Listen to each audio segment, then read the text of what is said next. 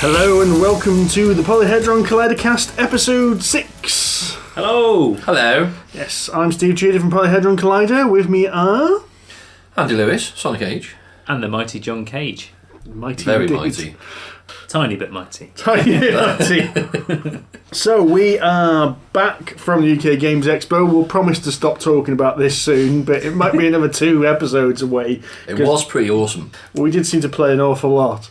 Lord, yes. We did actually make a list. We put together a little Google Doc that says what we're going to talk about in the episode. Yeah, we're that geeky.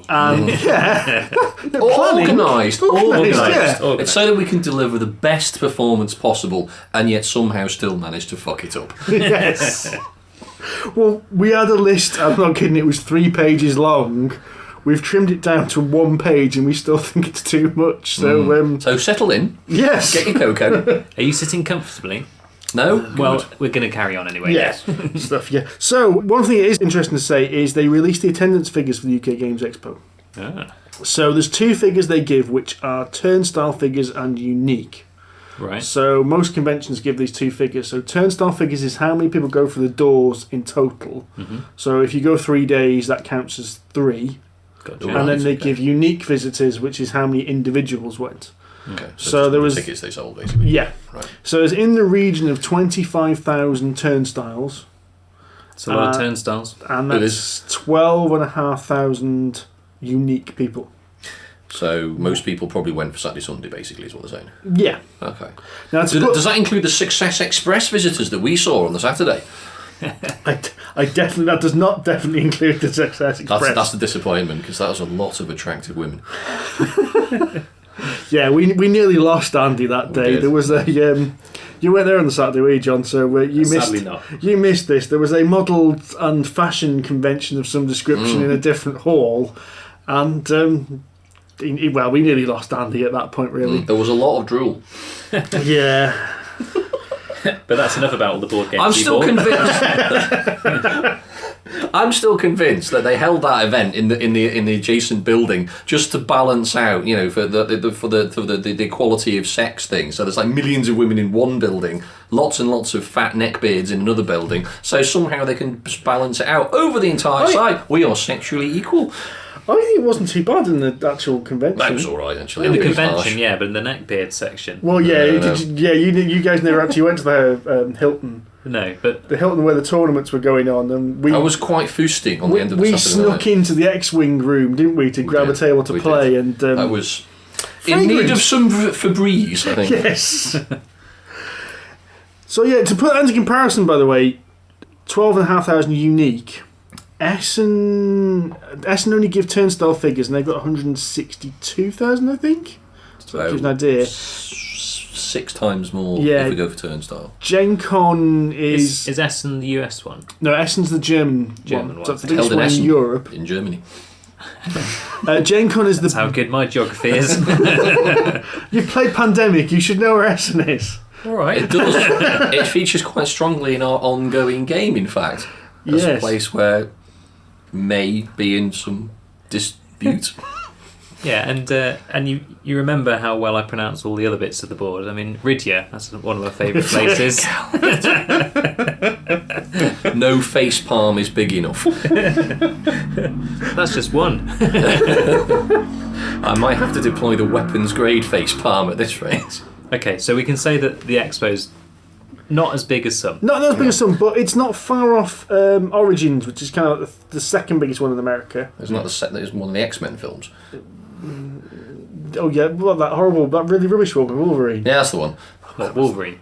Yeah, but it wasn't called X-Men Origins Wolverine. Something like that, I don't know. It was I just shite. remember it being awful. What I couldn't work out on that one is how the Weapon X base, which in X-Men 2 was in a lake in Canada, was Yeah. in a jungle in X-Men Origins.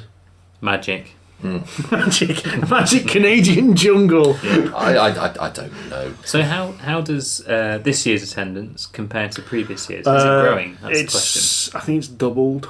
Wow. That's really cool, actually. Which shows you that's the thing to take away from this is not just the fact that UK Games Expo is doing really well, but the industry as a whole is skyrocketing. Really, it's going. Totally. You know, an event such as that, which previously, you know, I think it was only 4 years ago, it was in a little tiny hotel in the middle of Birmingham. Let's start with something we've all played. Let's start with Statecraft. Yes. So Statecraft is a Kickstarter game which is on Kickstarter at the moment and will still be on Kickstarter when this podcast comes out. He says confidently. Confidently, I've got about 2 weeks. I'm sure I can edit a podcast in a fortnight. Oh dear. So you see, you've done that. Yeah. You've set yourself up for a fall. I have, haven't I? Right, it is now the 22nd of June. Yes, this should be 27th, 23rd. Should we go with the 25th? Right then. Maybe Hold you to that. 26th. As a former project manager, Steve, I'm holding you to that. Oh God! As an engineer, I'm going to give you a vague estimate. Should be up at the weekend. You should know by now, Andy. Triple it and add 5. Yeah, Yep. next month. Anyway, Statecraft is a political card game. So it's based on real political theories in which most political manifestos and concepts can be broken down into 4 characteristics, and these are kind of can be plotted on a graph as 2 separate axes. And I've already forgotten what the names of them are, so I think it's left and right wing. No, it was more complicated than that because it was anarchy versus authority. Oh, that's right, yes. And Big Brother against capitalism or something. capitalism versus... I can't remember what the names were. I can't remember the names were. Being a hippie. They were yeah, let's call it that. Let's call it being a hippie versus capitalism. Just for simplicity's sake. So it runs on this theory that every single political party and ideal can be put onto this graph against these 2 axes. And what you're trying to do is build a manifesto which builds your standing in these 4 different areas, and then use that to grab supporters to your party. Yes, from various demographics. The demographics, like there was industrial workers, there was the middle class, there was the chronically unemployed, The retirees. yeah. They were etc., great, etc. yeah. And the clever thing here is most of them will have, that you must have a score higher than this in this particular category. So you must have a score higher than 4 in capitalism in order to gain a particular demographic group. I think they were quite random actually within the criteria. And they were different. They were the same types, like more than one retirees card, and they didn't all have exactly the same. Yeah. That's numbers true, on. actually. Yeah. But what was really interesting is as well, some of the cards have maximums, That's right. which I think was actually the most kind of politically accurate. So, like the middle class was a good one. Yeah. They wouldn't support anyone who had too stronger beliefs in anything in particular. They want that nice, apathetic, lazy-arsed wankers, he Steady says, on. looking round a room of middle-class people. It was a bit strong. Tone it down a bit. Come on. So the way you do this is you have to build up a political party. You start with a leader. You can hire politicians to your party, and then each politician plays manifestos. Yeah. What it really means is you're constantly shifting, trying to build up your characteristics to try and grab the supporters, while at the same time doing that before your opponents, because the pool of supporters is limited. It doesn't get refreshed. It's the same pool throughout the game. Does it, Steve? Yes, it does. I've double checked that. I got that wrong the first time we played. A bit. Yes. But the other thing is as well, you can fire politicians to get rid of their manifestos, and you can also denounce these manifesto cards to reduce the score reduce your standing in these 4 categories. The one person you can't fire is the head of your party. So as I discovered, it's not necessarily a good idea to whack loads of manifestos on your main politician in the first place, because you can never get rid of them then. No, have you never seen Yes Prime Minister or Yes Minister? You always have a scapegoat. Never, ever, ever pin anything on the leader. Exactly. Always hire other minions. You can go, no, it's his fault, get rid of him. So quite realistic in that sense. Yeah. And remarkably reminiscent of the current Tory party. Well, every political party, really. Well, it didn't have, some kind of limp-wristed bell end leading the Labour Party in this one, but definitely reminiscent of the current Tory situation. Anyway, back to the games. Opinionated Andy, we call him, amongst other things. That's not what they call me. Yeah. That's the polite version. We'd be here a while if we went through that list. I thought it was a really good game in the way you did have to constantly move. You were like a flip-flopping politician. You were That's constantly announcing manifestos and then denouncing them and sacking politicians to try and jostle. And what was really interesting is, well, you could steal supporters off other players. That was quite cool. I like that mechanic. I liked that mechanic. Yes, for some reason. No, I enjoyed that because it was Yeah, because the mechanic of that works that you can do that by playing 2 cards if you're being, aggressive. Yeah. Or if they've lost, or they don't meet the criteria of that particular demographic card. Yeah, so you to play get 1 card. So to get and you can rob them. To get the demographic in the first place, you have to meet the requirements. But once you've got them, you can still hold on to them, even if you then start to piss them off. It's just that when you start pissing them off, as Andy says, it's then easier for other people to acquire them. And that was the fun bit. Yeah. I enjoyed that because you spend half the game just looking at everybody else's policies, going, he does that, he does that. Ooh, I can have them right then. You're in trouble. That was fun. I enjoyed that bit. Yeah. One bit I didn't enjoy about it though was the event cards. Yeah, they were. Now there was severe. They were part of the advanced game, so you didn't have to add them in. But you could seed the cards you draw. You could seed it with these event cards, which something would happen when you had to draw them. Yeah, generally speaking, there was often a penalty for you as the drawer, and for whoever's the leader in the game at the moment. So whoever's got the most constituents. Yeah. So you were sort of hoping that if you weren't in the lead, you'd be kind of looking to try and draw those cards to try and potentially stuff whoever it was who's in the lead. But yeah, I don't know. It would have been better if they were the same colour as the existing cards, so that you couldn't tell that it was an event card coming up. Yeah, I mean, I think it's okay if you were at the end of your turn, you were just drawing 3 cards or whatever it was, and then you ended up just getting one. But if there was one sat on the top at the end of somebody's go, it was like, so you can kind of tell something was bad, and that's not good. I think that kind of ruined the game a bit. They were never good either. They were usually bad. Yes. I don't think we had a single one which was like a benefit. They were bad or very, very bad. Yeah. Yes. There was the pandemic card, which I think was was bad for everybody. That was awful. But other than that, I don't know. It was a mercy that card came out of the early in the game, because what that one did, as I said, it was a pandemic. So you drew in everyone's supporters that had spent the first half of the game collecting, discarded 2 randomly, and they all went back in the middle. So it basically reset us. I think if that had happened like an hour into the game, well, in my review I said I would have flipped the table at that point. Yeah. Sod this. It kind of had the event cards were kind of good if you weren't on the receiving end, but I think they were extremely unbalanced for those that were on the receiving end. I mean, it's nice to see, your opponents get screwed over. But at the same time, it was also because almost they game-breaking. Because they mostly, from the game we played, they mostly affected whoever was in the lead.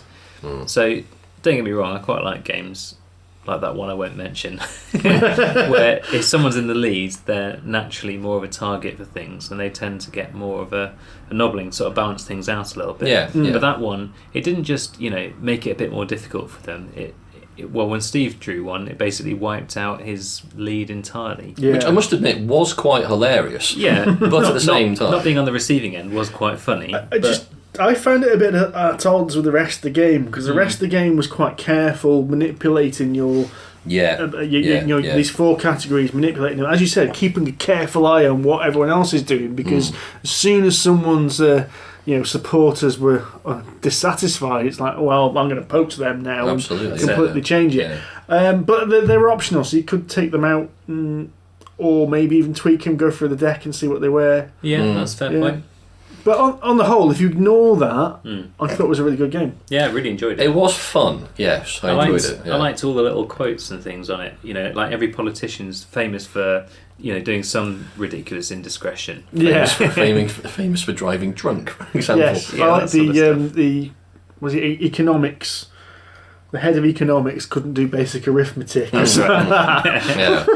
And some of the diagrams on the cards were hilarious.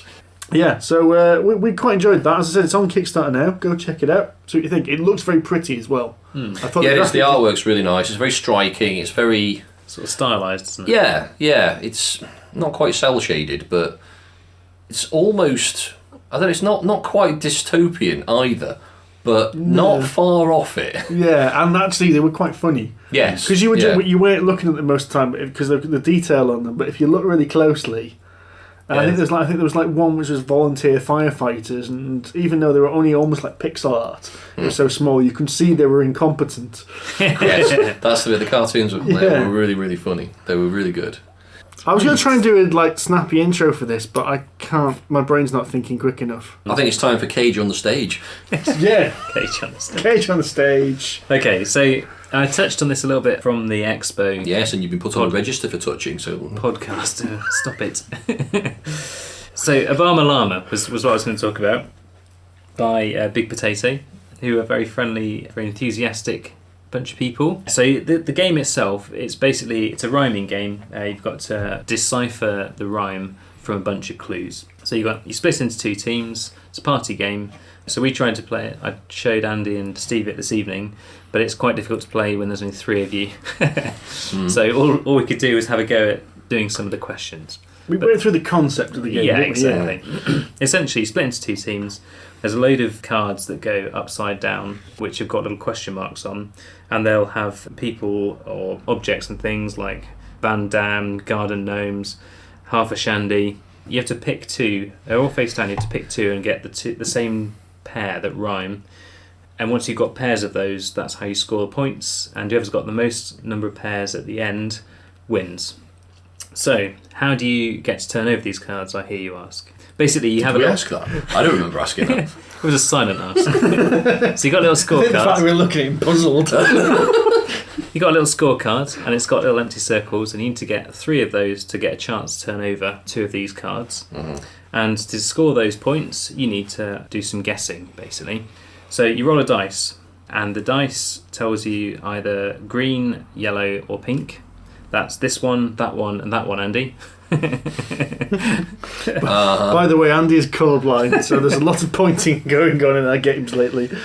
So basically, there's three types of challenges. So you've either got to describe it, to act it, or to solve it. So the describe it ones will have three different clues on them, and you've got to get as many of those as you can. If you get three in a row, then you get to turn over two of those cards. So the clues would be something like, you would say to your team, you'd have to try and describe the phrase on the back, but without using any of the words in it. So you might say the main baddie from Harry Potter is appearing in front of magistrates. Voldemort's in a court. Exactly. So there's a point. So that's the sort of thing. So that's the describe it card. So you'd have to do three of those in a row, and as many as you get, those are the points you get. Points carry over. So if you don't get three in one round, you still gradually... so you haven't got to get three after each other. Okay. Exactly. The points win prizes. Yes, every time you get three of them, then you get to turn over two of those cards. Everyone sees the cards that you turn over, but they go back face down afterwards. Oh. So you've got to remember where they were. Just like Guess Who, kind of. Kind of, yeah. So that was the describe it cards. You've got Guess Who? What's that one? No, I can't remember what it's called now. You know what I mean? I know what you mean. Yeah.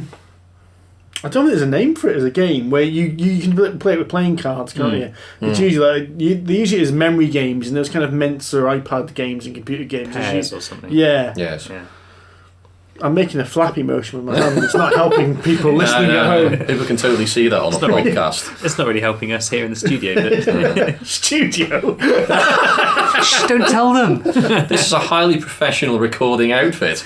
Ramshackle. Not something jerry-rigged in Steve's living room. No. No expense spent on this. Oh, if you could only see it. Which, if you're on Twitter, you would have seen it because Andy's just sent a photograph of it. Well, that's true. It's just as well as Andy took the photo because, seriously, put your pants back on, Andy. It's really warm in here. Nobody wants to see your hairy legs. So, getting back to the game, there are two other types of cards. So, the act it ones, on the back of the card it's got a name, like James May, and you've got to act out something that's happening to James May. So, if I was to make a waving action on my head and something blowing off... James May's wig got blown away. Close. James May in a toupee. Close. James May. But he's losing it. Oh, never mind. James May is losing his toupee. You guys are rubbish. I pick a different team. That's quite obscure. James May doesn't have a toupee. I mean, he looks like a poodle. No, not a poodle. Not a terrier. What the hell is it? One of those spaniel. That's the thing. Those things with the long floppy ears. So that's the describe it one. I'm going to get through this. And finally there's solve it, where you literally just have 3 clues and you've got to work out what the rhyme is at the end. So you might have life stories host, an ex-Mirror editor, making music in a church. It's Piers Morgan playing an organ. In one. Get in. That's 2 I've got now. Woohoo! So there you go. It's basically like that. And after a couple of beers, I can testify to it being absolutely fucking hilarious. It's brilliant. Excellent. Well, I'll have to get that done. Probably after this podcast when we've had a few more beers. Don't drink in Amazon, mate. Don't drink in Amazon. No, I've done that before. Do you know what? I did that as a student. I got back wrecked one night, like properly drunk. And I managed to order Jamie and the Magic Torch 2 seasons on DVD. It turned up a few days later. It's like, what the Christ is this? For those of you for A, not as old as we are, and B, not in the UK, Jamie and the Magic Torch is a very psychedelic cartoon for kiddies in the 80s? It was 80s, yeah. Very early 80s. Yes, as a young lad had this torch he shone on the floor that opened a portal to some weird-arsed world. In fact, it'd probably make quite a good game. Combine that with Mr. Ben and you're off. God almighty. Yes. But he jumped into the little portal created by the torch, slid down a massive helter-skelter and ended up in, I don't know, La La Land or whatever the hell it was called. Although Mr. Ben's magic portal does sound a bit... I think we should move very swiftly on. What's that over there? Oh, it's a new game to talk about.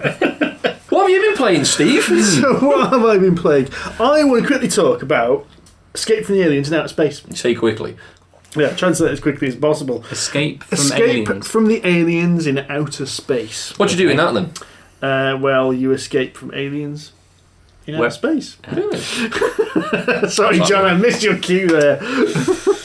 So, if you've played in the very first episode, we talked about Spectre Ops and briefly talked about Ninja Legends of the Scorpion Clan, which are both hidden movement games using a pad of paper. But in both those games, only one side or one player has a pad of paper.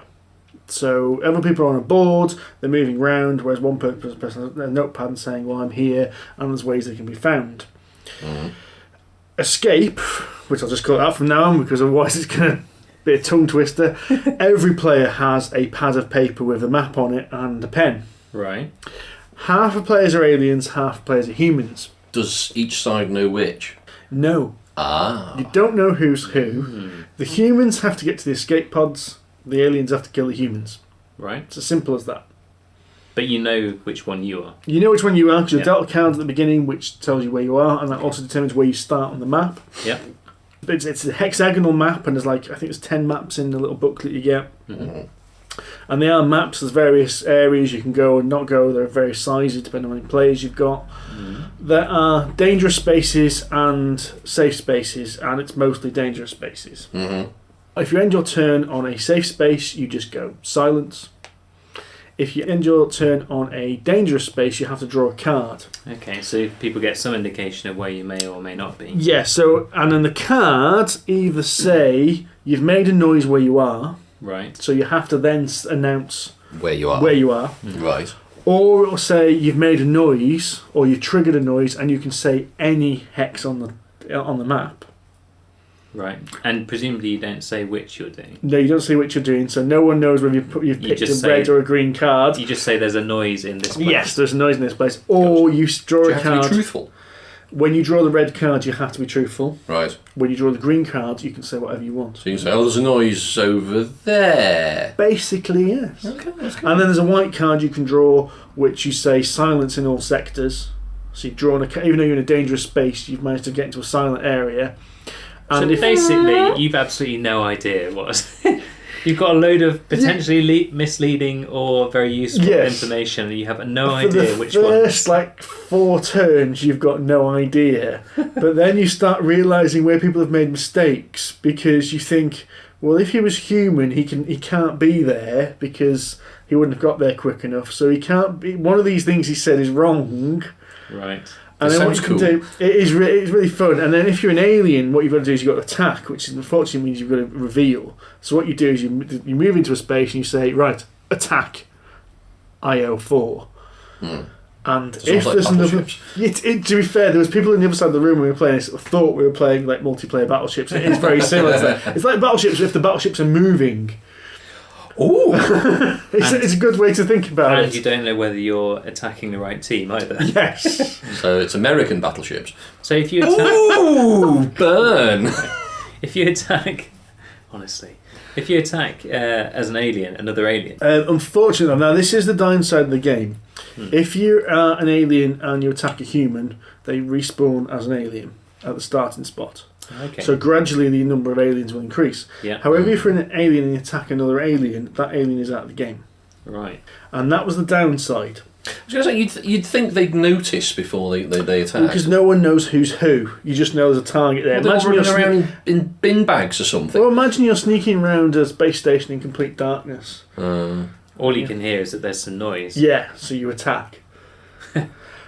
What it meant on the first game we played, it didn't make much of an effect because the aliens who died near the end of the game. Second time we played a 7-player game. One of the aliens died quite early on, and so they were out of the game. Yeah, I It's a guess bit boring for them. And then one of the humans escaped in the escape pod. Well, the game carries on, so they were out of the game. right. And it was about 20-30 minutes of at least one person out of the game because it took about half an hour, so it's probably about 20 minutes. It's a bit rubbish. So it suffered from the player elimination, but I guess it's not so bad if you're one of the humans and you successfully escape. Because Yes. you can feel some sense of satisfaction. But if one of your buddies comes up and just knocks you out of the game, yes. I mean, that's the sort of thing that I'd hold. I mean, you'd hold over a person for life, potentially. Life? Wow. That is harsh. Yeah, you guys have got a lot of black marks. I mean, people would probably got a lot of, oh dear. Yeah, that's basically what happened. It's somebody made a really bad mistake. To be fair, the guy who did it actually made a lot of mistakes. I don't think he really knew where he was on the board anyway. I don't think he'd been making right notes. But it's really cool. You get these little booklets, we've got the maps in. It's dry erase markers as well, so you can play it over and over again. It's not That's quite cool. It's not a pad of paper like Spectre Ops is. But the basic principle, I thought I really enjoyed it. I said we played 7-player, it plays up to 8, so we played it nearly maximum. Right. It'd be interesting to play it 3-player. That must be quite hard then, because there's fewer players, presumably in the same play area. Yeah, but you've got, as I said, I think there's about 10 different maps. Right. So there's one suggested, okay, if you're playing 2-player, play this one, which is a bit smaller. Okay, right, sure. Yeah. Interesting. Yeah. Sounds like fun. Yes, I quite like the sound of that. I like games like that. Any Sneaky. excuse to flush Steve out an airlock. Sorry, kill him as an alien. One thing I didn't say is there's 4 airlocks and there's 5 airlock cards. Brilliant. And so one of the escape pods, not airlocks. So one of the escape pods. Steve, you do know those are very different things, right? Okay. Come on, guys, this way! Although actually they wouldn't scream, would they? Anyway, pesky physics.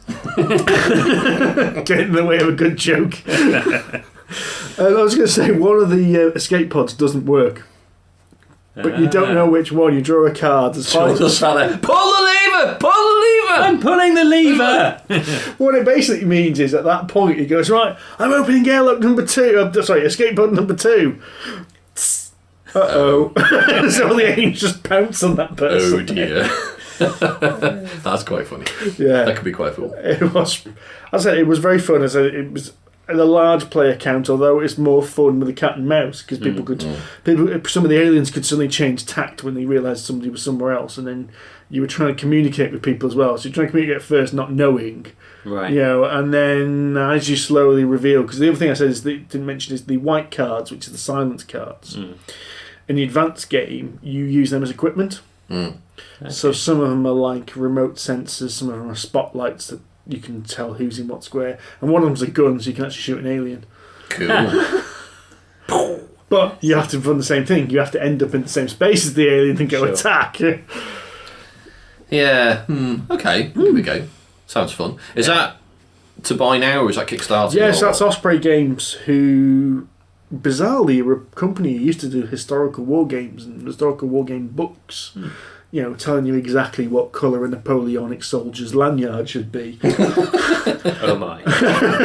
Wow. But they've branched out. They've branched out into miniature games. We mentioned in the UK Expo podcast, they've recently done Frostgrave, which is this fantasy skirmish game which everyone's raving about. And they're branching out into other board games by the looks of it. So, interesting. Cool. one to watch, I think, because what they've done so far has all been quite interesting. Excellent. So if it's out, does that mean there's a price? At the Expo, it was £30. Okay. I don't know how much it will be retail, but I wouldn't think it's far off that. Okay. Because it is just a few spiral-bound notepads and some dry erase markers and a deck of cards. So, surely you could do that yourself then. well, funnily you should say that, it is based on a print and play game. Right, okay. You can go onto the internet now and download this game for free and print them out. Although presumably wouldn't be quite as pretty or polished. Exactly. Nice Indeed. You both played the new game from Donald X. Vaccarino, didn't you? Now you're both looking at me puzzled Gesundheit. because you don't know who this man is. I haven't met him, no. This is the chap who invented Dominion. Oh. The deck building game, or the first deck building game. The deck building game for which you have many, many expansions on your shelf that I'm now looking at. Yes, that's the one. By many, it means more than I've got fingers. That's right, there's 4. Steve can count to 22 with these boxes. So, can you remember the logistics of the game, Andy? What was it called? It's called Nefarious. There we go. Which John and I were taken through on the Friday of UK Games Expo. We were wandering around because Steve was doing his thing in the booth. So we were No, left. not that thing. No.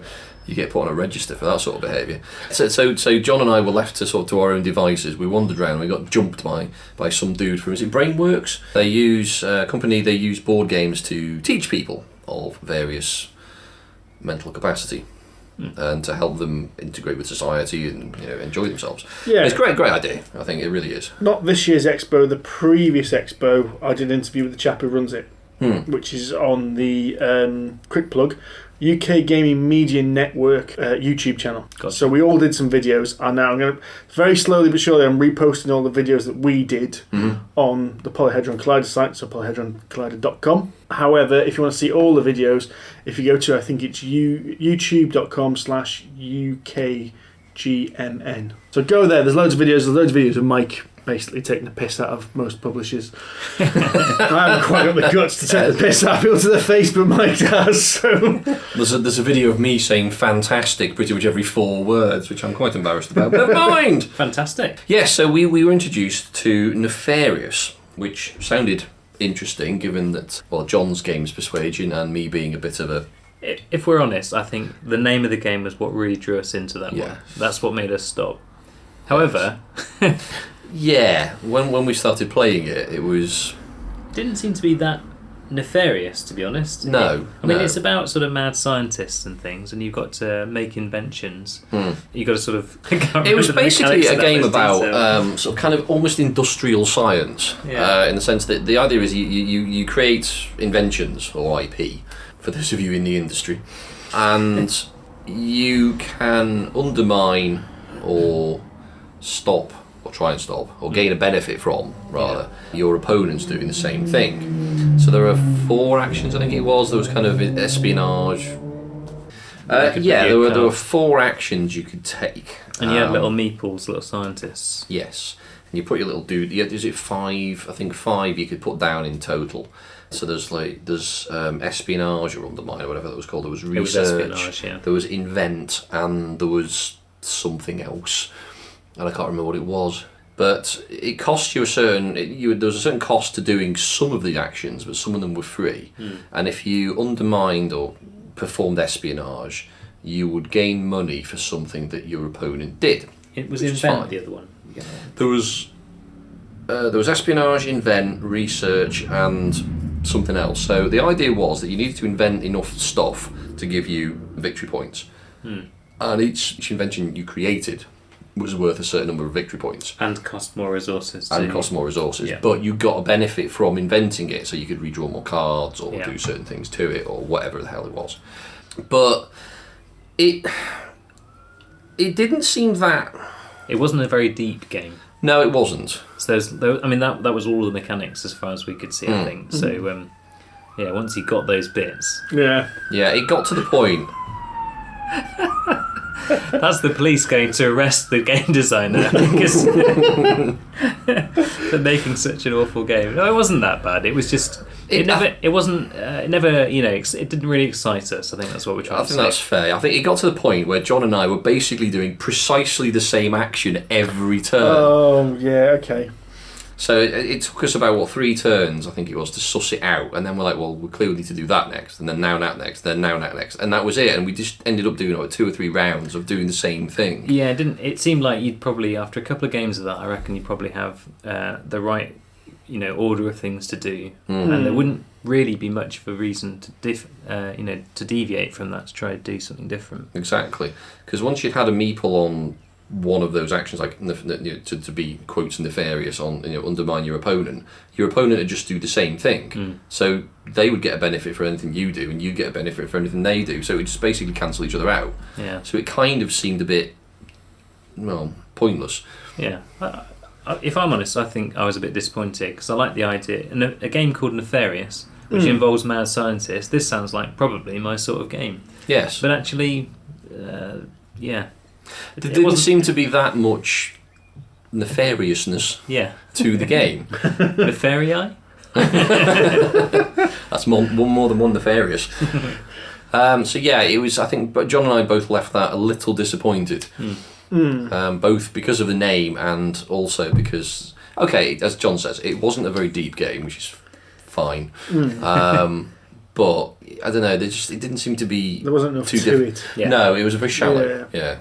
And it didn't. Shallow games are fine. Party games like we've talked about. Obama Llama, which is great fun.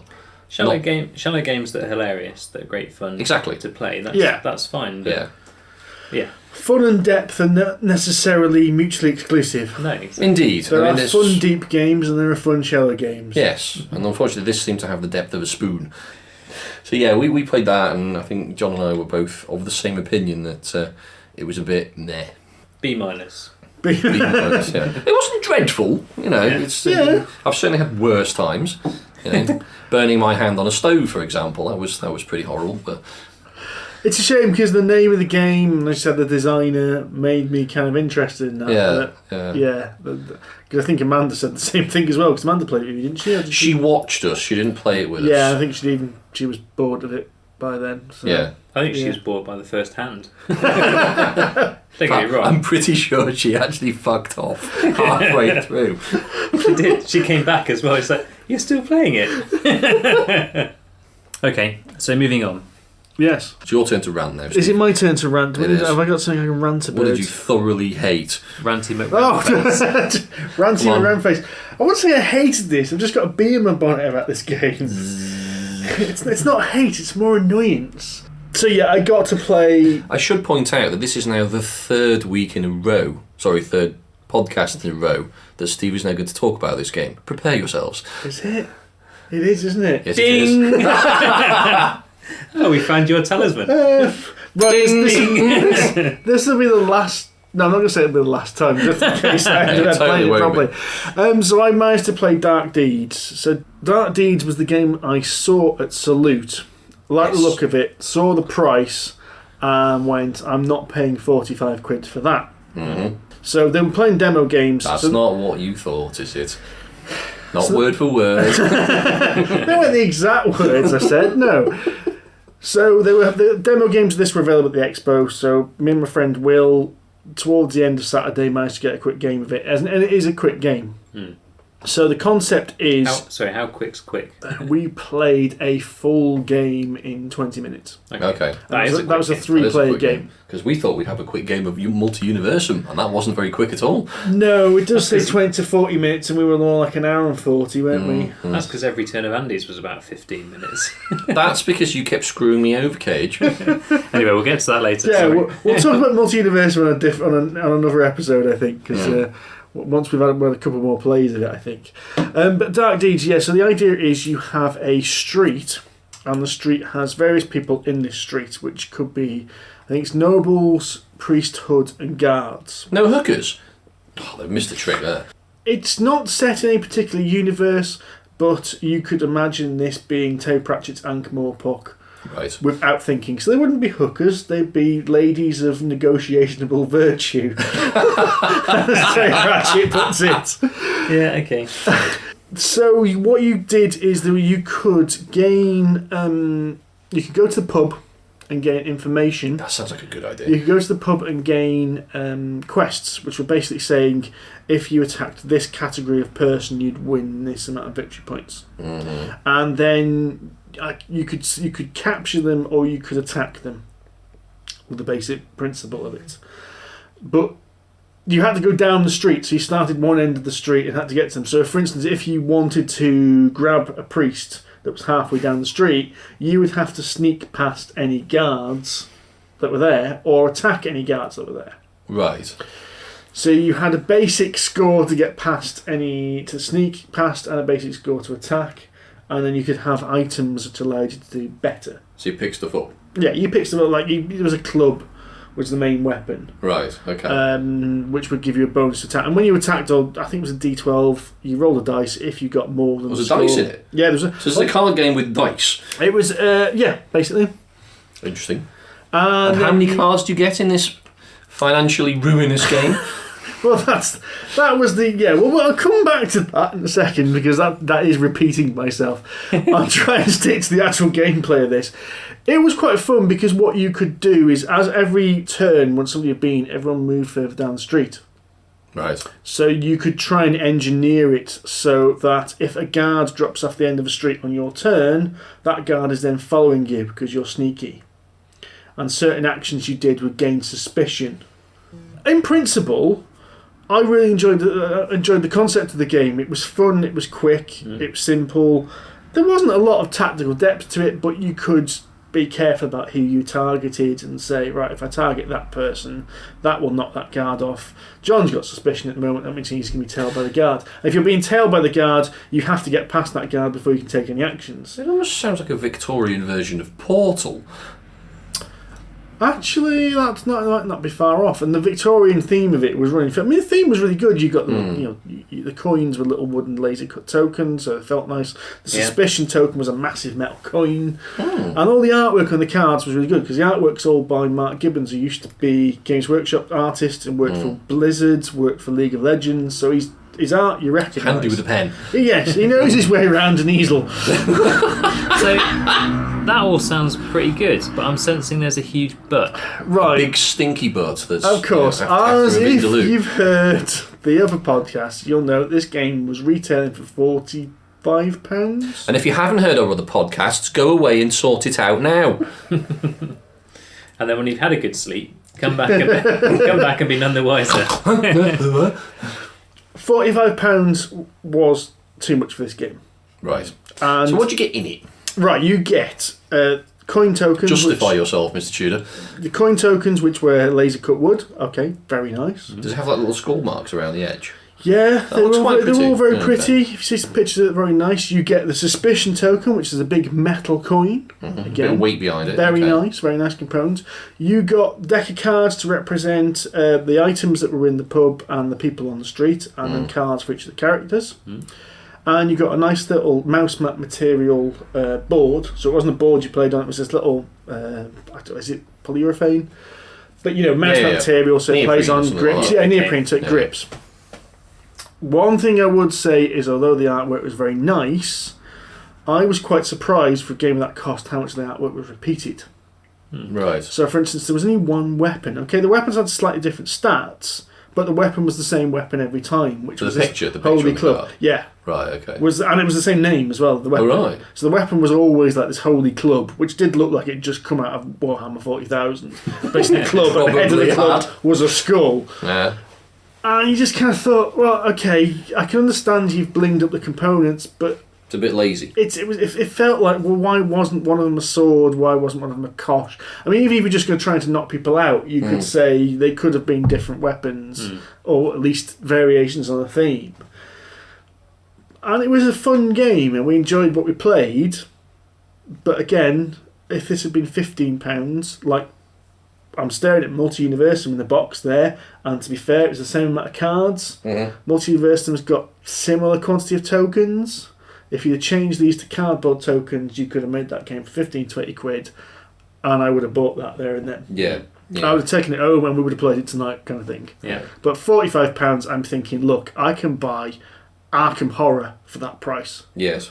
And I can kill a man with that box. Yeah, definitely. I mean, Christ, you can buy Eclipse for 45 quid. Yeah. There's a lot in that box.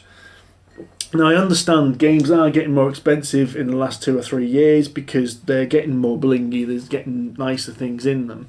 I'm sensing it's more about quantity than quality with you guys. Well, I think it's sometimes. it's not. It's value for money. Yeah. So Yeah. I mean, Twilight Imperium, for example, is £63 I paid for it.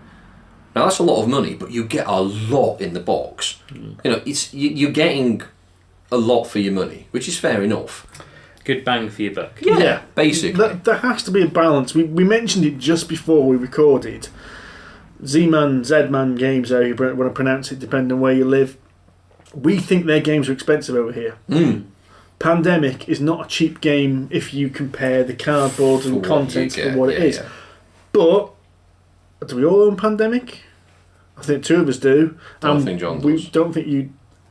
The only reason I don't own it is because I know We do. you two. Yeah, so You don't need to. Yeah. But me and Andy both own Pandemic, and we both own multiple expansions for that game. Yeah. And we've not blinked at buying that game because we've gone, I want that Pandemic expansion because it's a really good game. And yes, to be fair, I think it is actually worth the money in the sense of the fun you get from it. Because Yeah. the expansions and the games, that's about £25 for the game and £25 each, roughly, for the expansions each. I think that's. I remember buying Pandemic 4 years ago for £25. They've gone up since then. I got mine for about 25, 26. Retail price is closer to 30, 35 now.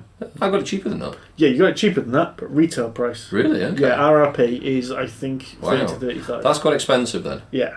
Because for £25, I think it's definitely. I mean, Pandemic as a base game for £25, £30, it's really, really good. You do get quite a lot for it. And it's a great game. The expansions, they're good, and you get a lot in them in terms of mechanics, but the actual content of the box is, I don't know. I wouldn't say lacking, but I wouldn't say it's. I don't know. It's hard to, because £25 is not a huge amount of money.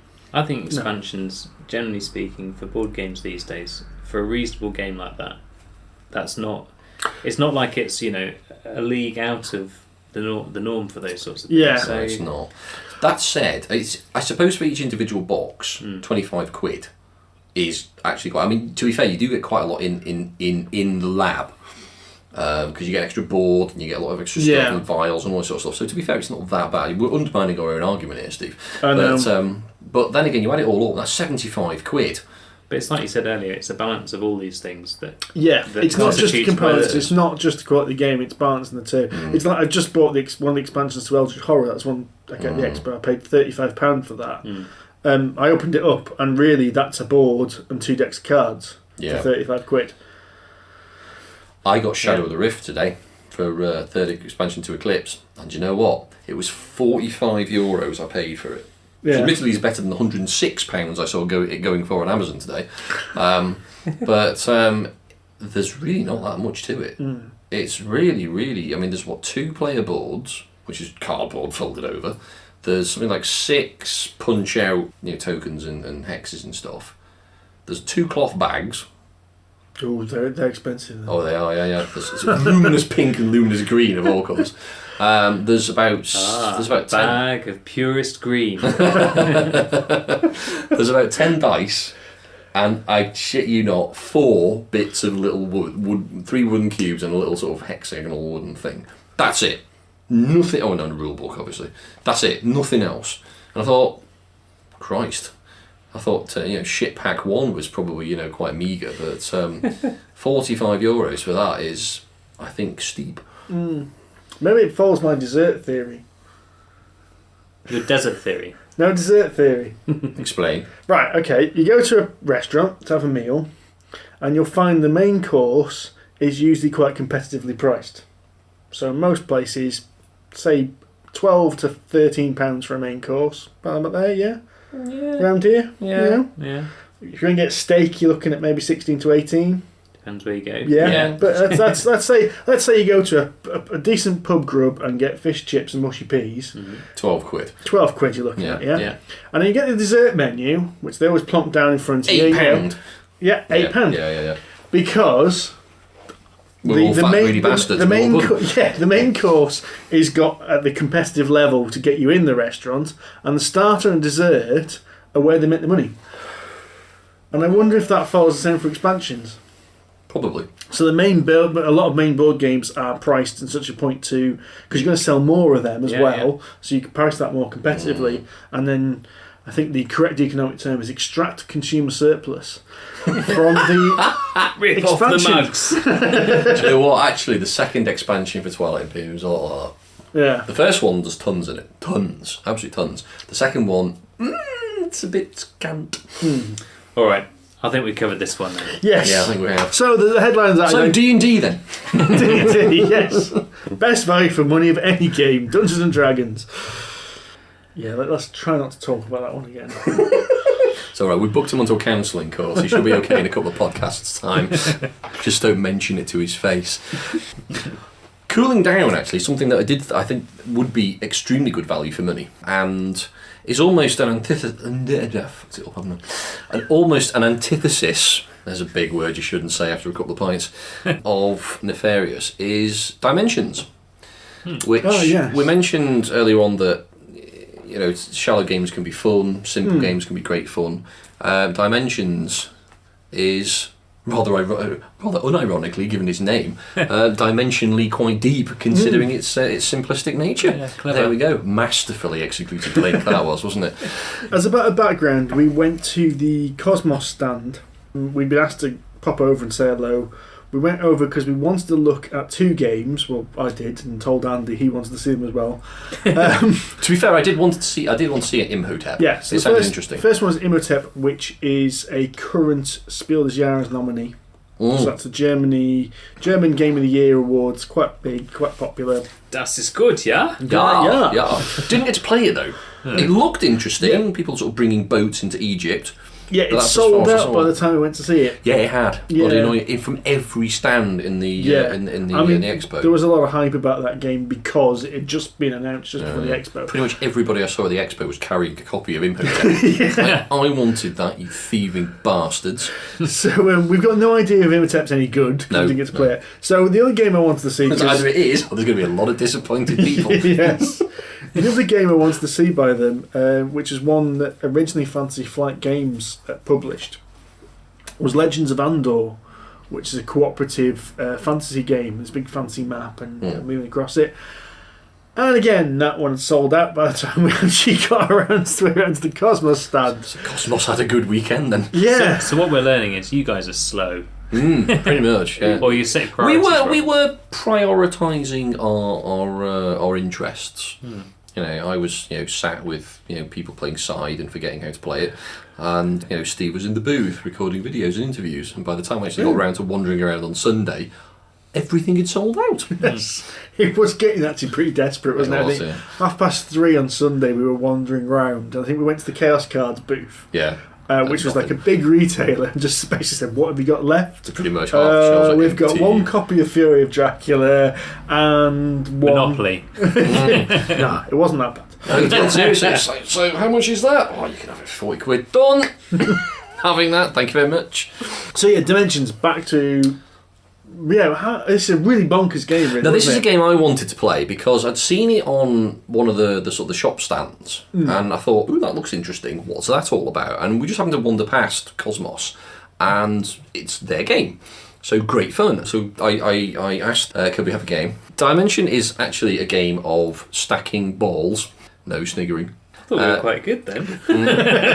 We looked like we were both about to snigger. The stony faces on these two chaps. Eyebrows were raised. Teeth were gritted. It's like in a class of 14-year-olds in sex education. So you stack your balls. You stack your balls on the table. The idea of the game is to stack your balls on the table. Yes it is, but in a very particular order. Right. You can't just throw your balls on there and hope that everything works out. There are a number of cards that are played. I think it's 8 that were dealt. So 8 was it 5? I'm pretty sure it's 8. 3, sir. No, 8. And each card represents a specific rule that you must adhere to. So, for example, you're not allowed to put two balls the same colour next to each other. And they'd be more specific, wouldn't they? Like an example would be 2 white balls can't touch. That's what I just said. Yeah, but you said any colour, but it'd be specific. So the one card would say 2 white balls, or it would say a black and an orange ball can't touch. Oh, yeah, okay, yeah. And then there was other rules like... You're not allowed to put a blue ball beneath a black ball or anything like that, stuff like that. Seriously, John. Struggling here. Today's podcast is brought to you by 4 14-year-olds. 14? I mean... I say 4, 3.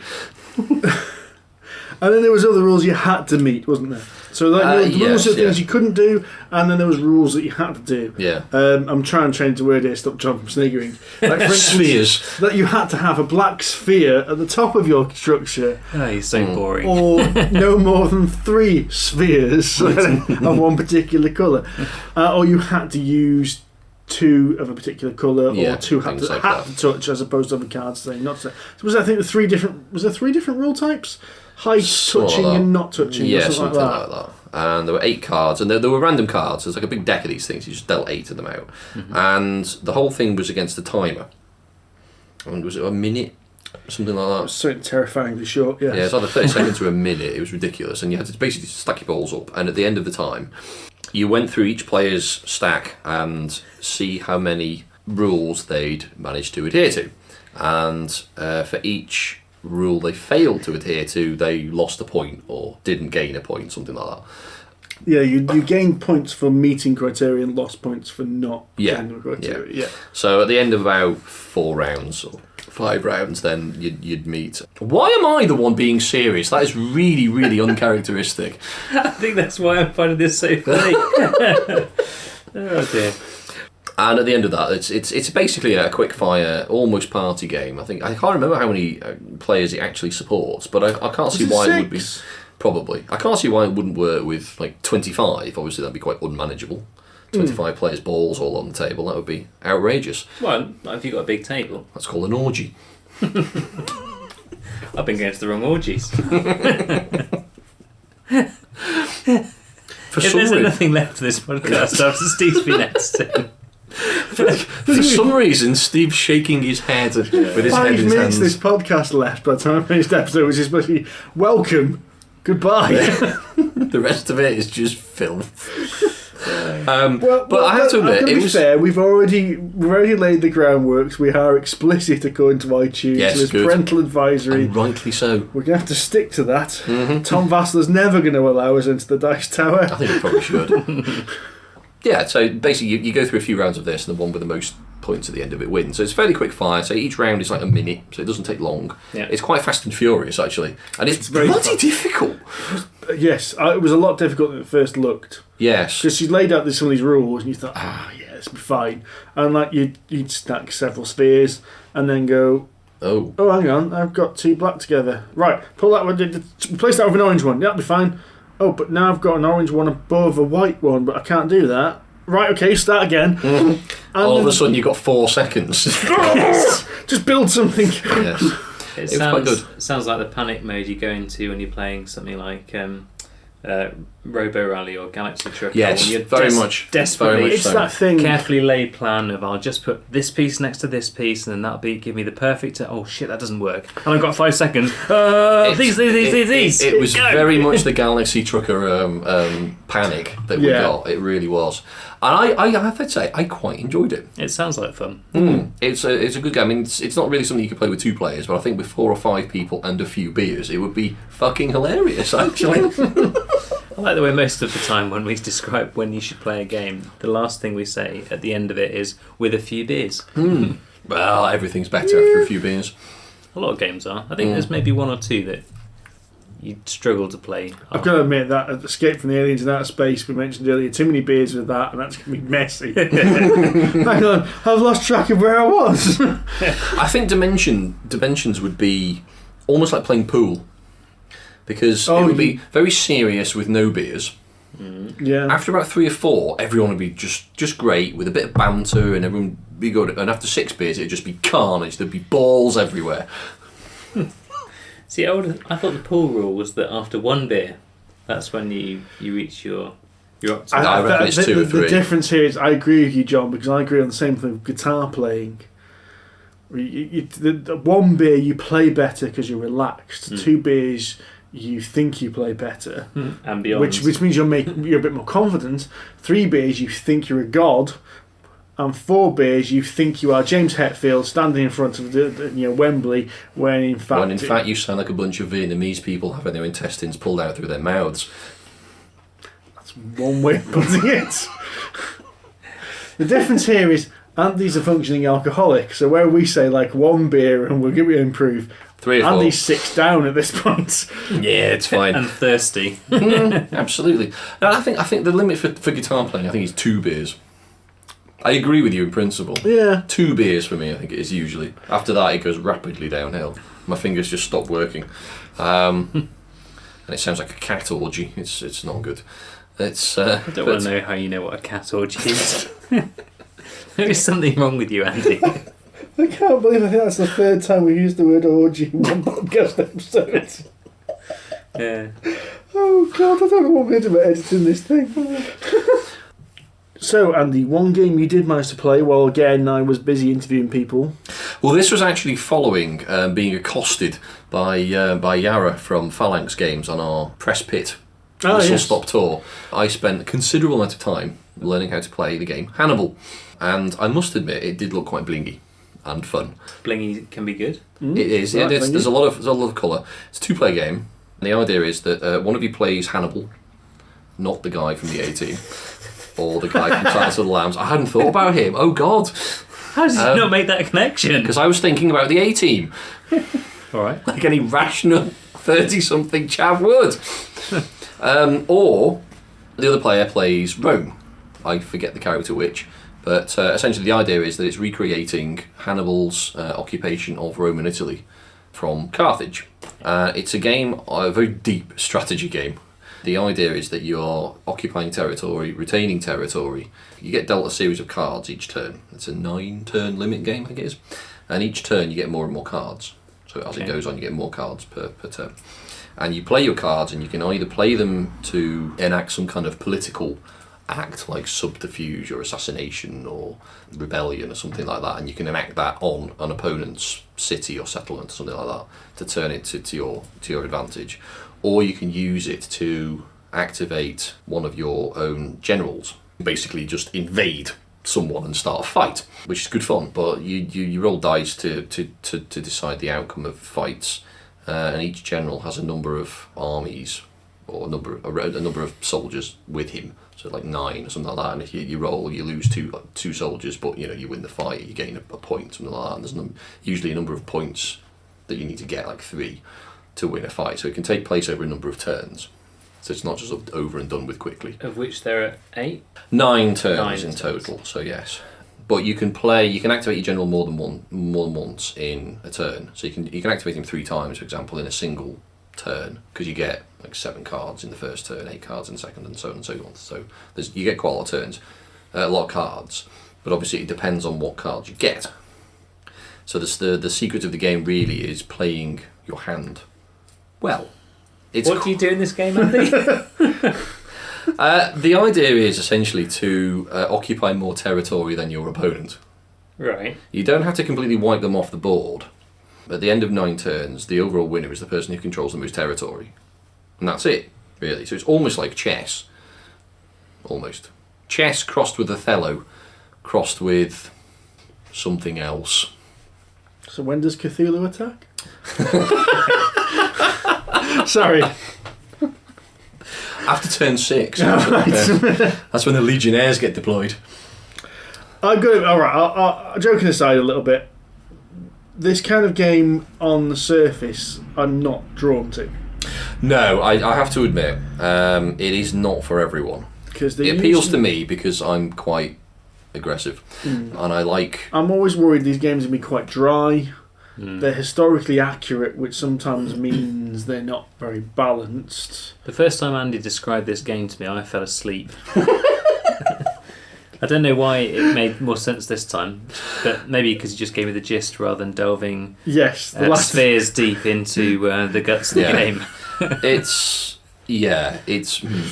I can see how it would not appeal to some people. It appeals to me because I quite like deep, long-term strategy games. See, contrary to popular opinion, I actually quite like long strategy games. Like, I really enjoy games like chess, for example. But the way you described it last time, it just sounded like there was an overwhelming amount of bits and pieces that you had to keep track of.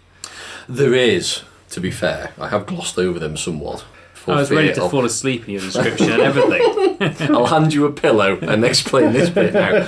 Each card has about 3 sections to it, one of which is the number that you can use to activate your general. Each general's got a strength, an activation cost. There you go. And we're away.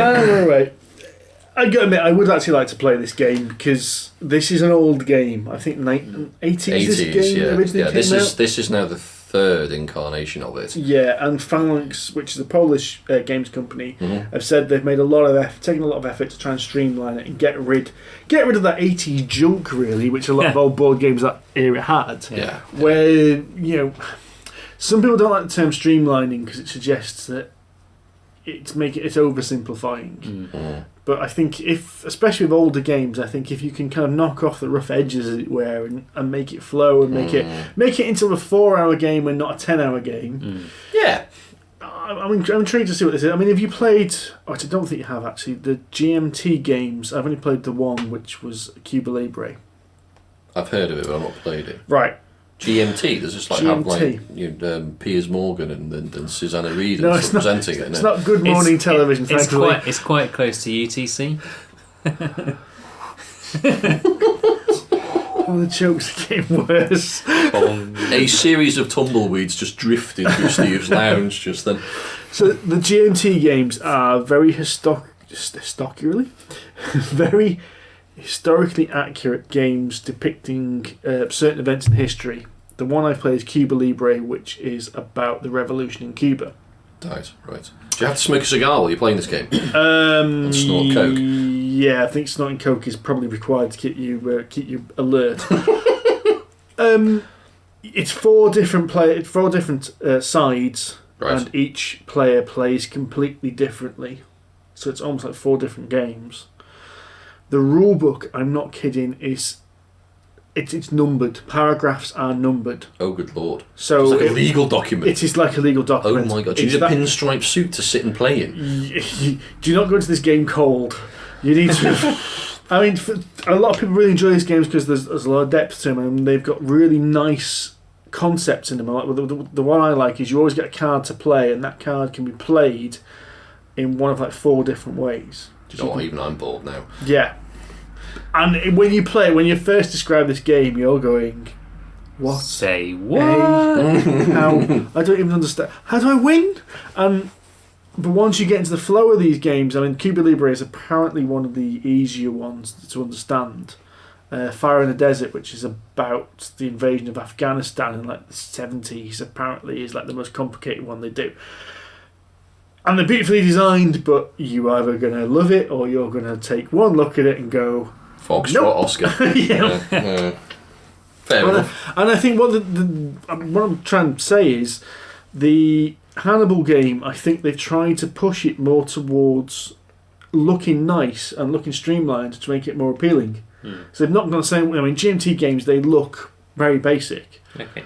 But this Hannibal one, they're making the effort. There's little miniatures, there's nice artwork. Yeah, potentially. I don't think... I mean, Yara was telling me that I don't think they've fully decided on the miniatures yet. I think that they probably want to put them in. Yeah. Because the game I played was with standees, which looked great, to be fair. I mean, they were perfectly functional. They looked good. They were nice resin-based, hefty things. So if they released it like that, it would not only keep the cost down, but it would also... I mean, it looks really good. Yeah, there's nothing wrong with it, but I think Yara was telling me that they're toying with the idea of sticking miniatures in. So if it is, when it's kickstarted after Essen, it might be one of the stretch goals or an add-on or something like that. Yeah. So it sounds like we need to give it a try. Yes, but it's only a 2-player game, so it's not really for parties, unless you like. Unless you have lots of copies of it. Yes, yeah. Which I'm sure they'd be glad to hear. I liked it, in principle. Played about an hour of it. My opponent didn't really get it.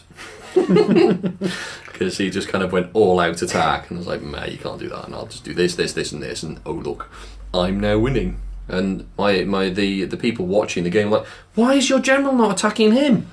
Because he's not doing anything. He's sat in the middle of nowhere with a peasant village owning nothing in Italy. I don't need to attack him. He's a waste of space. Fuck off. Let me invade Gaul. One thing I would like to say is Phalanx were there as part of Polish Publishing League. So there's a few publishers from Poland who... Is that like a superhero league? It's very much like a superhero league, yeah, but superheroes for board games. Wow. Board and Dice, who make Multi-Universe... The Avengers of the board gaming world. Multi-Universium, which we played just before this. No, there's no I. And made Pirate Dice, which we mentioned a few weeks back. Lion Games, who are also Rebel PL, who are another Polish company. They're ones to watch because I think they're making games that are really, really interesting, and they're slightly different to what the Americans are making at the moment. Okay. I think they're worth keeping an eye on. I think Phalanx, for instance, some of them, they seem to be quite focused. Like there's some that do very historically accurate games, whereas Board and Dice are kind of going for this kind of fun, short game. So like the Pirate Dice, which we played. Not Pirate Dice, Curse the Black Dice. Pirate Dice, that's how I remember it. Yeah. There's another game called Pirate Dice, which is a different game. Yeah. Oh, really? Yeah, Curse the Black Dice. Curse the Black Dice. Yes. Yeah. Now Hannibal was... I mean, by Yara's... I hope I'm pronouncing his name rightly. By his own admission, Hannibal actually starts off on the back foot, but there are more things he can do during the game. So it is balanced in that way. Whoever plays Hannibal is off to a bad start, but they can do more in the game. So I liked it. I don't know if that's a reflection of my own personality, but we'll move on. I think it's one to look out for. I think Yes. It worked people really who like well. that game are going to really like that game. Yes, I think they will. Which...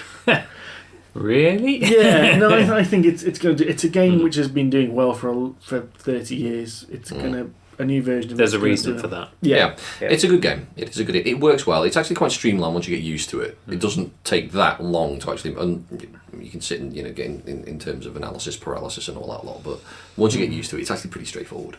Yeah. We'll give it a game, and we'll see how it goes. So I'll give you a nudge to wake you up halfway through.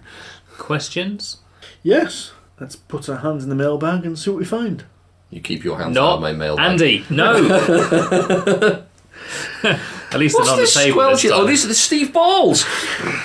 Spheres. Spheres. Hairy gooseberries. What's going on We here? have question number 1. Okay, so both questions today come from Board, Deck and Dice, who has an interesting YouTube channel with plenty of reviews. If each of you were designing a game, which mechanic would you use most heavily? And he has particularly stipulated that a particular fantasy adventure game is not to be mentioned in this answer. I think he listens to this show a few times. I think he's prejudiced. Maybe he's got a point. Our viewers, I reckon, are quite educated. Quite discerning. So he's in the minority then. Ooh! Do you hear that, viewers? John doesn't like you. No, hang on. Please don't run away. Don't run away. We can get rid of him. It's fine. We'll replace him. Anyway, so if you design a game, which mechanic would you use most heavily? Now, have any of you thought of designing a game? Yes. I have 2 in mind at the moment. Oh. Yes. Yeah. I think it's a thing with board gamers, because the game is cardboard and tokens. I think you think to yourself, I could do that, I could make that. I also think it's because all 3 of us are, in some form or another, engineering, scientisty, kind of inventive-y, creative people. Fuck about with shit and see what happens. Sort of people. So quite often when you find yourself playing lots of different games, you find a lot of common mechanics, or you find things that you enjoy, and you think, wouldn't it be great if there was a game that just did stabbing people in the back, which would probably be the mechanic that I'd focus on. You just need to basically make Assassin's Creed the board game, don't you? No, that's because you got a target there. It's not about stabbing your teammates. There ought to be a game where You're the sort of person who flashbang people at your own team in Counter-Strike, aren't you? no. No, because I'm better than that. I'd be the one charging out in front, having flashbanged. Anyway, yeah, I think. Sorry, back on topic. For me, I like games where you can plan a little bit of strategy, but there's an element of chance, and no matter how good you are at a game, there's always going to be something that will stuff your chances. So something like the account you'd be looking at would be like a random card draw, where you draw a card that has an event and it changes it for everyone, something like that. That sort of thing, or you can be either the worst, the person at the back of the board or the person at the front of the board. Your chances of this thing, affecting you or not, it's always going to give you a bit of a knock. And if you're miles in front, it'll knock you more. If you're at the back, it'll only knock you a little bit.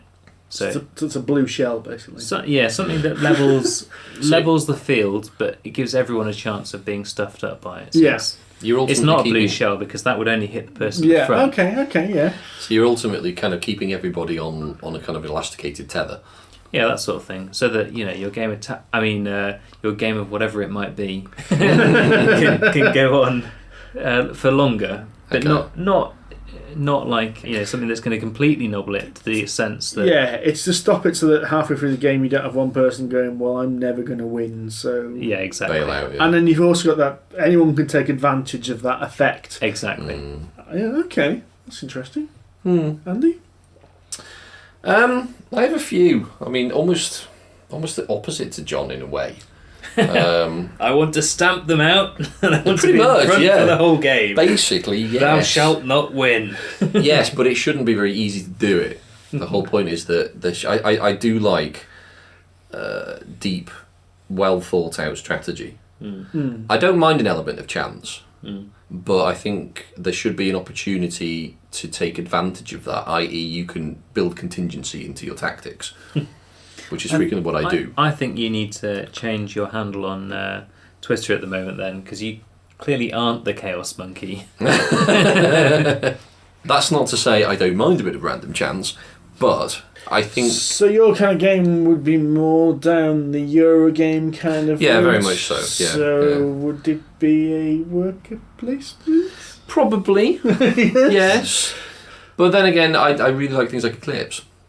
Yeah, okay. There is random chance in that, obviously, because a lot of deck drawing, and not deck drawing, but... the combat's quite random, isn't it? Yes. But I mean, we were talking to, what's his chops from Czech Game Edition? Paul Grogan. Paul, yeah. Paul, I was talking to Paul about this, and he finds Eclipse really, really random. Yes. And I can see his point. If you know Paul does another podcast, Gaming Rules, and there's a few videos, and yes, Paul is very much of the deterministic view to games, in that there's nothing only another player can screw you up. The game can't screw you up. So him and John's games are, for instance, diametrically opposed. Yeah. See, I think I would probably side with Paul on this one, generally. But I enjoy games like that. It's just if I had to pick one mechanism, I quite like. Yeah, that's fair enough. Yeah. I think for me, I would probably go with worker placement if I had to choose one mechanic, because it's very deterministic. Yeah, you can screw up, and other people can screw you up, but there's less. I mean, that said, something like Viticulture, which I know neither of you played, you put your worker down and go, right, I want to draw a card, but the contents of that card is unknown, so you do get a slight random chance element in there. So it can still maybe not necessarily screw you up, but it might not help you either.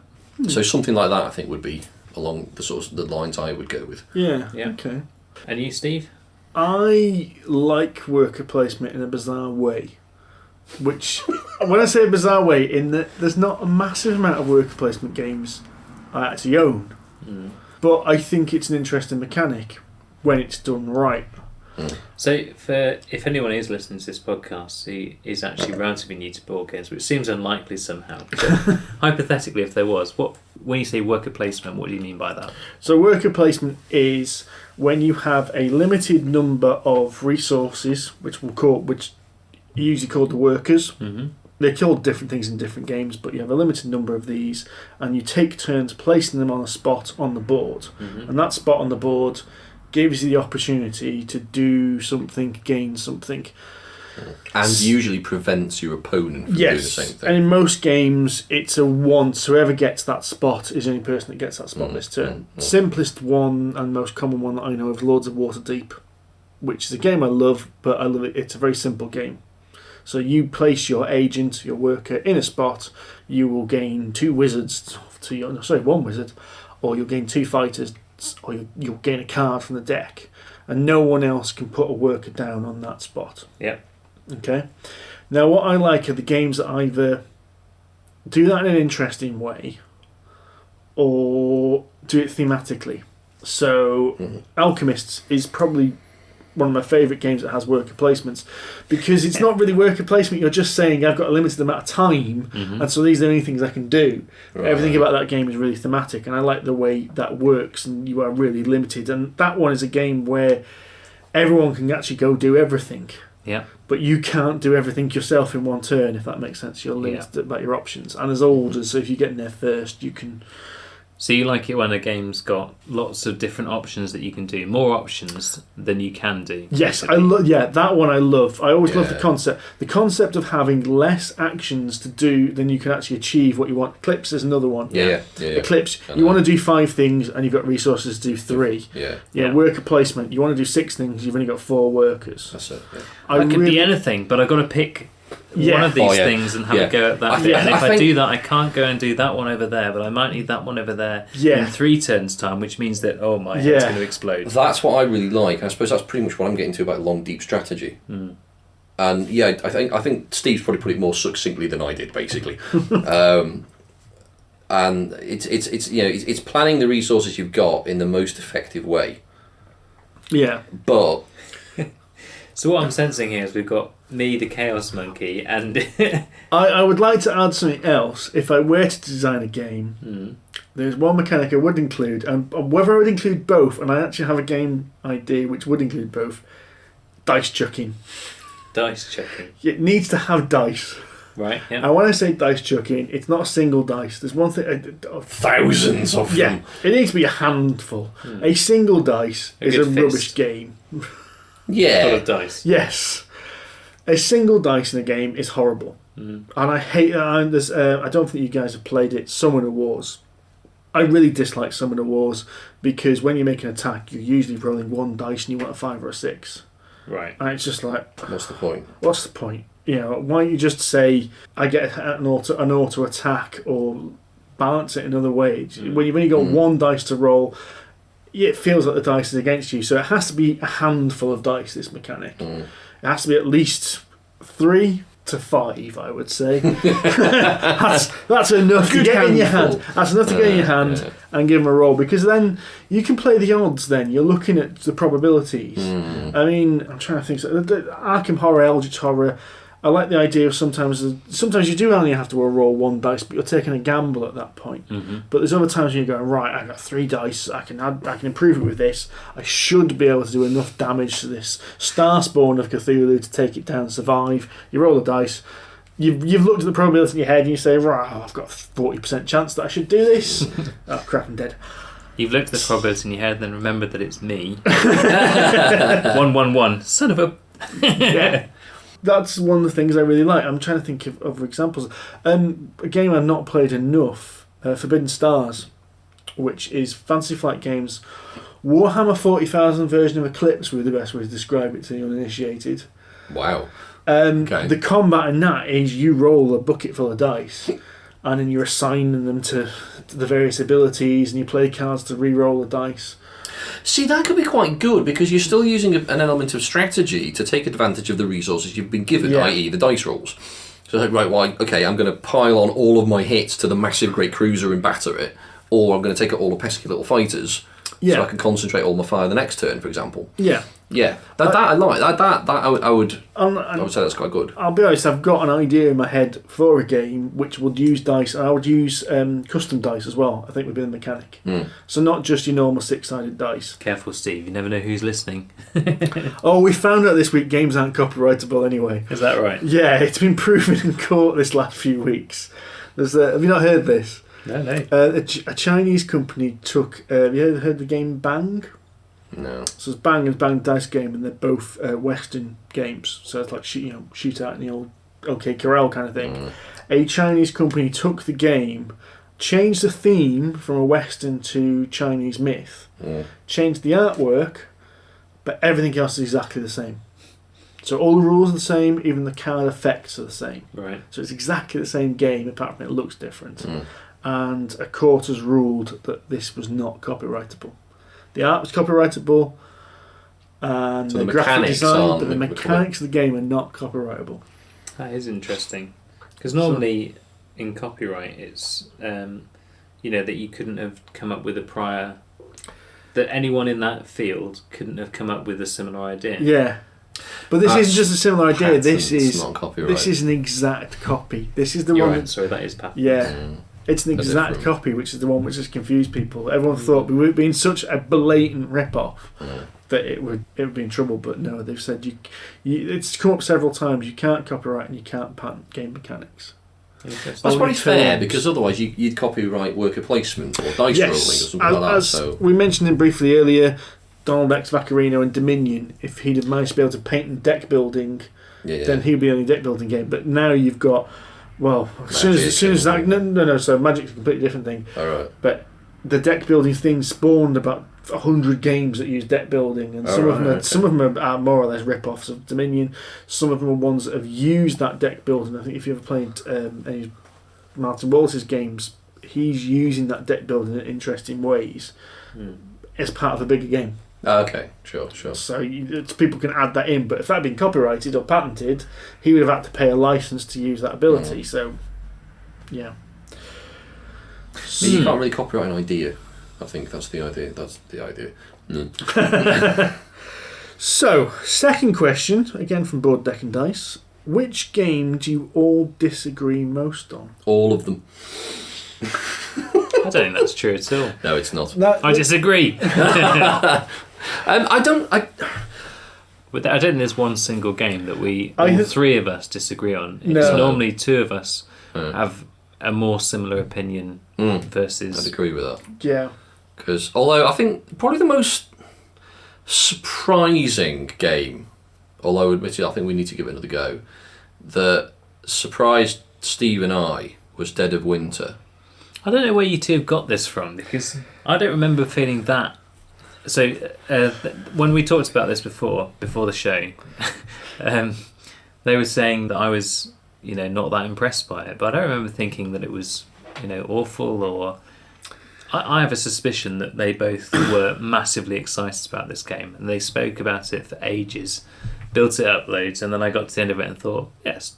It's not a bad game. Having played one. Yeah, okay. I remember you coming away from that going, oh my god, it's so depressing. it was just relentless. Yeah, I think I said it was along the lines of Pandemic or something like that. And that there was a lot of, you're just desperately trying to survive. But I normally like games like that. Where that would be another game mechanic, sorry, coming back to the last question, that I would really probably quite enjoy, is rising tension. Because it works really well in Pandemic, and... Yeah. Dead of Winter as well. You basically, you're all fighting to try and survive, and the air of tension in the room is really quite palpable. Everyone is, their arses are going like a rabbit's nose. It's really quite difficult.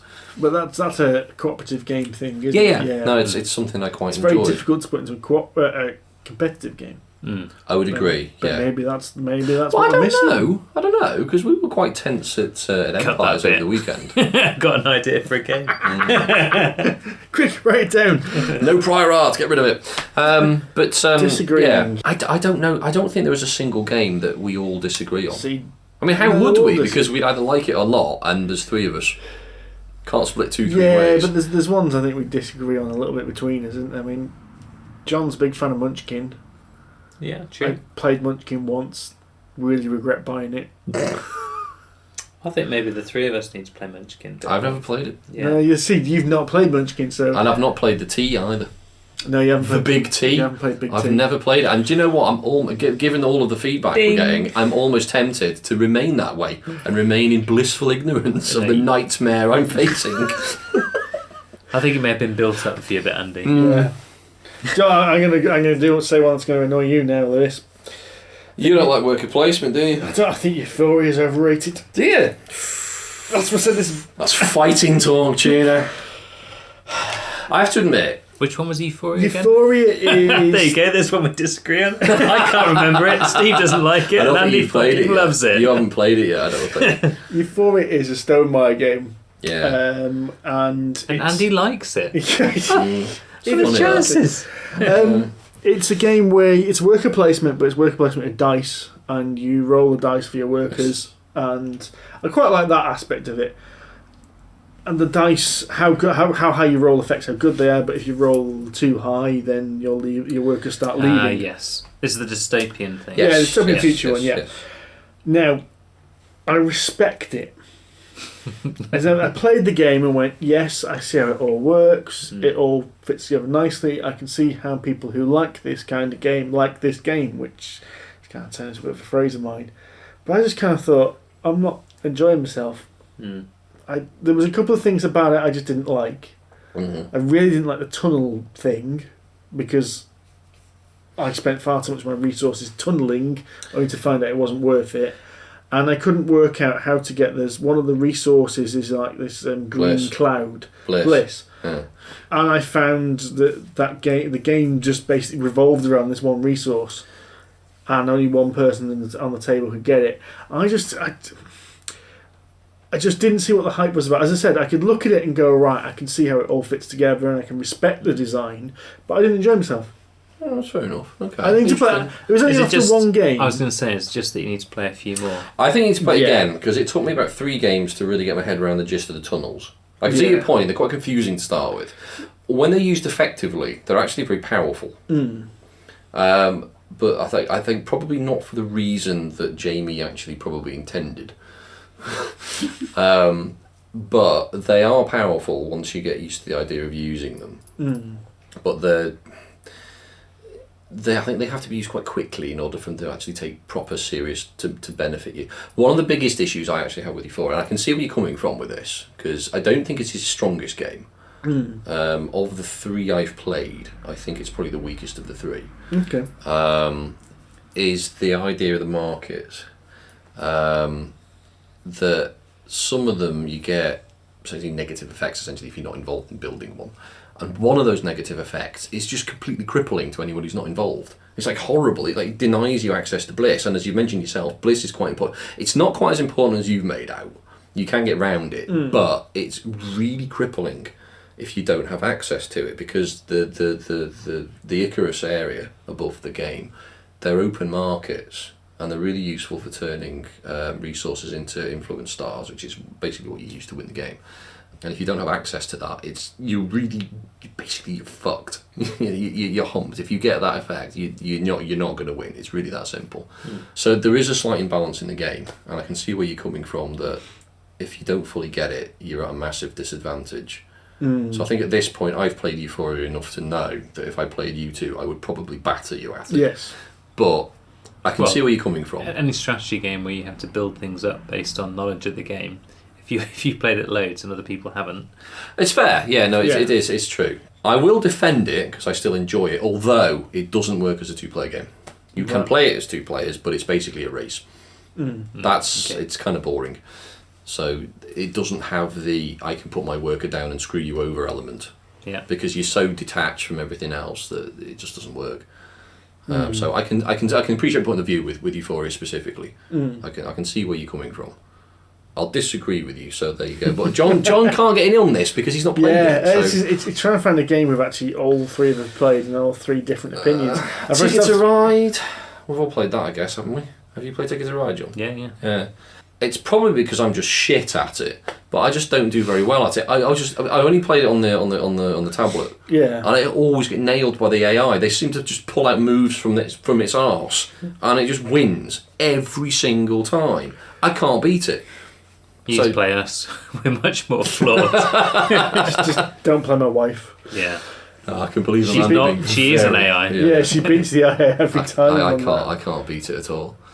I'm just trying to think what else we've all played that we have differing opinions. It's bizarre on. because even though we're all friends and we played reasonably regularly, we actually tend to play off in different groups and then come back and discuss. I was just trying to think of something out. Yeah, I can't think of anything. I don't think there is one game. I think if there was, it would come to our minds instantly. Absolutely, yeah. I don't think there is, because I don't think there's any game that we thoroughly disagree on either. I also think that even the big T. If there was a game that we fundamentally, massively differed opinion on, I don't think that we'd play it together. That's probably true. Yes. Yeah. But we all play very similar collections of games. He's got one. Oh, Have you played Catan, John? Yeah. We've all played Catan. What do you think of Catan? There we go. John? Yeah. Settlers of Catan. It's been ages since I played it, but I thought it was alright. Andy? I enjoyed it, but that's possibly because I played it once and I won. But I won by encouraging other people to do the things that I wanted to do. And gradually made my way through to winning. But I think that might be the one time that Amanda played it. See, I played it very it differently. I played a numbers game basically, because there's 2 dice in it essentially, and you obviously you gain resources from the numbers that are on the hexes, and obviously I just basically positioned everything around the game that was more likely to get stuff that I needed, which I found quite mandrolic. Right, I'm gonna have to get a dictionary out now. Mandrolic? Predictable. Okay. Very, very turn the handle, get the result out. Yeah. Obviously there's a little bit of variance in it, but ultimately I'm going to win. It's a bit like Mashikoro. Yeah, okay, yeah, I get you. You stack your deck in favour of the 7s. Yeah. That sort of idea. You're not really playing a game, you're just kind of playing the numbers. Yeah. Okay. Yeah, it's probably Catan, because I've got a very strong opinion about Catan. This is why I raised it. Yeah. Because now I want to hear this opinion, and so do our viewers. The game's fucking boring. I was about to say, don't remember finding it particularly exciting. But Right, my biggest problem with Catan is not the game itself. My biggest problem with Catan is the fact that it is such a big game and everyone else raves about it. But personally, I find Catan boring, overly complicated, too random, obfuscating the game in some ways. In that, because people can win and you have no idea they're going to win. Because half the victory points are hidden. You can be playing along thinking you're doing good, and somebody just goes, "Oh, I've won." You're like, well, how have you won? Oh, because I collected these 4 development cards, I've got these 3 cities, I've won. how many times have you played Amanda? I've not played Amanda in Catan. Okay. No. I never found that with Catan. I always knew where everyone stood. I found that I think it's development cards, which are the ones you buy, you take in, and they could be worth what victory points they're worth are a bit random. And then the longest road and that kind of. Okay, I've not played it a huge amount this Catan. Yeah, I played one game. Yeah, to be fair, I just found it boring, and I think one of the problems I've got is it's so based on that first setup. If you're in a bad position to begin with, it's very difficult to get out of that bad position. I also find that for a game based on trading, and I've played Catan several times, I find trading doesn't happen. Pretty much, I did find that because I was when I played. That might just be the people you play against, Steve. Well, no, I think it is actually, because most people I play against play a lot of board games. So what they do is you say, right, well, the old wink, wink, nudge, nudge. Oh, I've got wood for sheep. Have you indeed?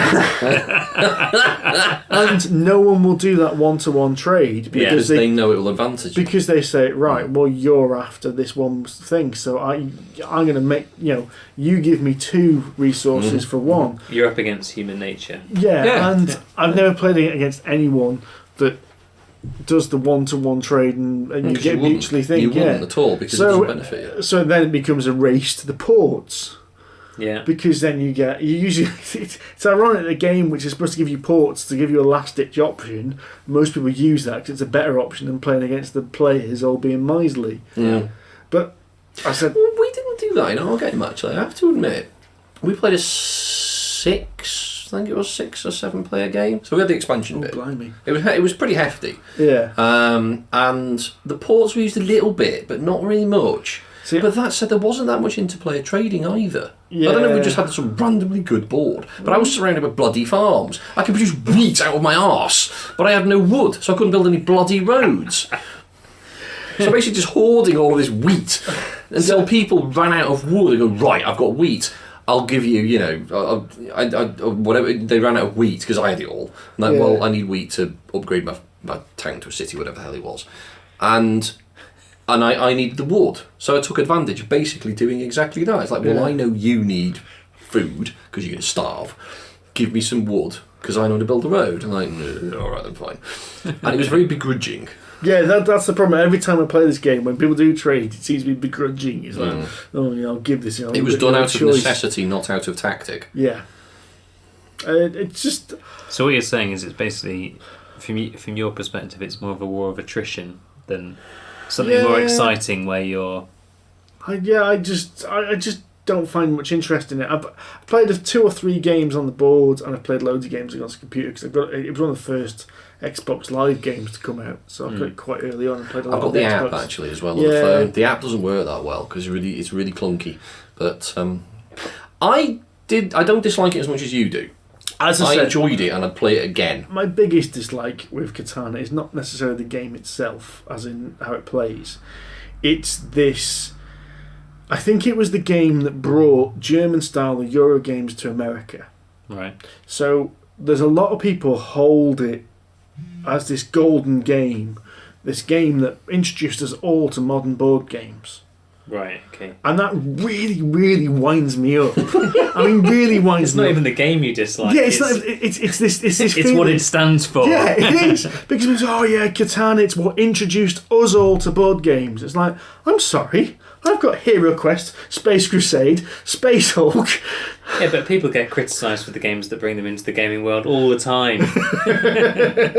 Ding! Well, no, I don't want to say the bloody T word, but we grew up on Games Workshop games.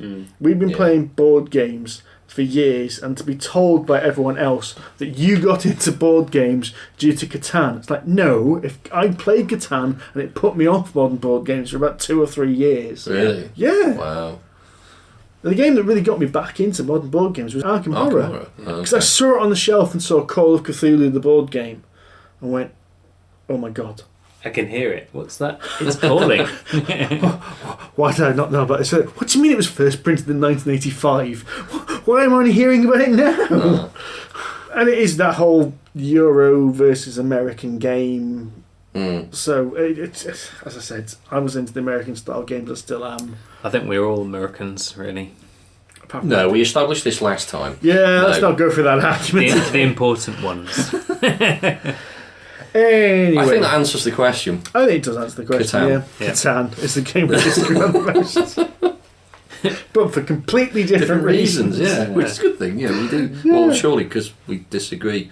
Yeah. There must be different reasons, otherwise we'd all agree. Sorry to bring science and reason into this. And on that bombshell. On that bombshell, yes. On that. Thank you very much for listening. This has been the Polyhedron Kaleidocast And episode. it has been an ordeal. It has been an ordeal for everyone involved, I think. If you've made it this far, thank you very, very much.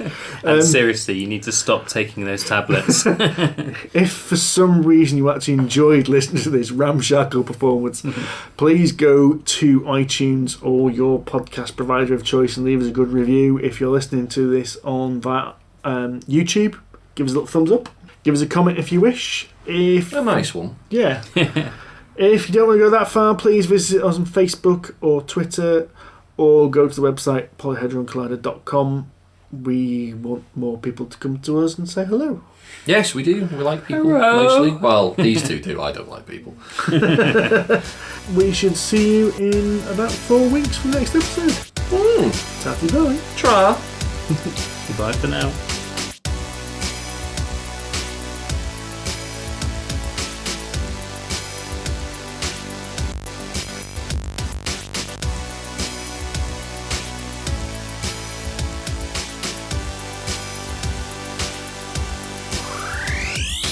No one turned round and went, fuck off, Traeger. 12, weren't they? It'd be more like, fuck off, Traeger!